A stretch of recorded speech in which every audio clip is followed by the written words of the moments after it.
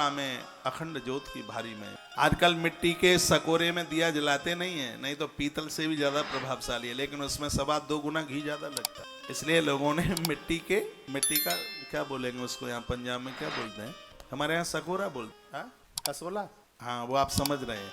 तो उसमें दिया, और जो अखंड ज्योत की जो ज्योत होती है वो खड़ी वाली नहीं होती, वो बत्ती वाली ही होती है, लेकिन वो घी ज़्यादा पीती है। तो लोग तो बचाव ज़्यादा है ना, बचत में ज़्यादा लगे हैं, इसलिए वो पीतल की ज्योत में वो फूल वाली बत्ती डाली, वो बहुत ज़्यादा कम खाती है, वो कम।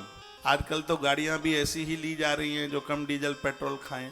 हाँ ऐसा आजकल तो जो किसान लोग हैं वो ऐसी भैंस खरीदते हैं जो खावे कम और दूध देवे ज़्यादा। ऐसा कुछ हो रहा है कि उसके खर्चे कम हो, जिसका एवरेज बढ़िया निकले। तो जो फूल वाली जो बत्ती है उसका एवरेज कुछ ज़्यादा ही बढ़िया है, इसलिए लोग पीतल की ज्योत उसको जलाते हैं। नहीं तो ज्योत के नाम पर तो वही है जो मिट्टी के दिवले होते हैं।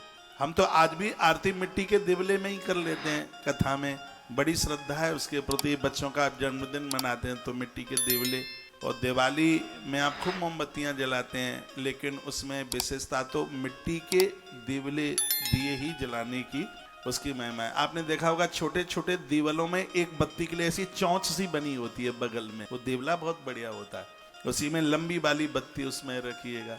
तो अभी दिवाली है, वो हाँ आई जाएगी दिवाली। अभी आज नवरात्रा दूसरा दिन है, तो मिट्टी का सकोरा मिल जाए तो उसमें जला लीजिए, नहीं तो वो पीतल की चल ही रही है, वो कम खाएगी, तो उसको जला लीजिएगा।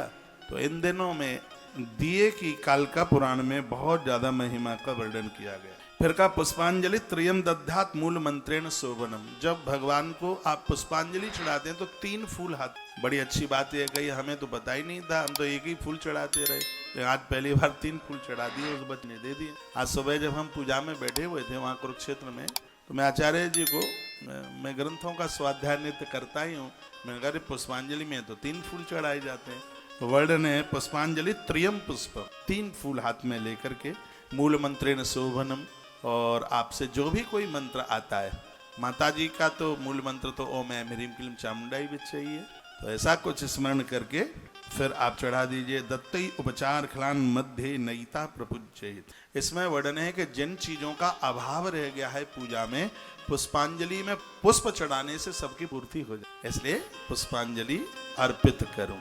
तो इसमें पुष्पांजलि की बड़ी महिमा। कामेश्वरीं गुप्त दुर्गां विंध्या कंदिरवासिनी कोटेश्वरीं दीर्घाख्यां प्रकटिं भुवनेश्वर। ये माता के नाम है। मंगलां भद्रकालीं च शिवां धात्रीं कपालिनीं।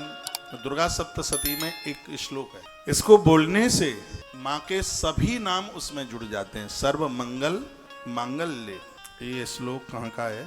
11वें अध्याय का होना चाहिए। दुर्गा सप्तशती 11वें अध्याय कहाँ का है? हा?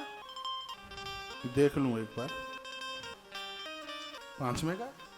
5वें का तो नहीं है। सर्वमंगल मांगल्य शिवे सर्वार्थ साधके। बोलिए भक्त वत्सल भगवान की जय हो। श्री हनुमान जी महाराज की जय हो। मेरे हिसाब से तो 11 में होना चाहिए। 11 में 10 नंबर का श्लोक है। सर्व मंगल मंगल्य शिवे सर्वार्थ साधके शरण्ये त्र्यंबकम, नहीं है त्र्यंबके, शरण्ये त्र्यंबके गौरी नारायण नमस्तु। जब भी भगवान का आवाहन वंदन प्रणाम करते हैं, इस श्लोक को बोलकर माँ के सभी स्वरूपों को वंदन प्रणाम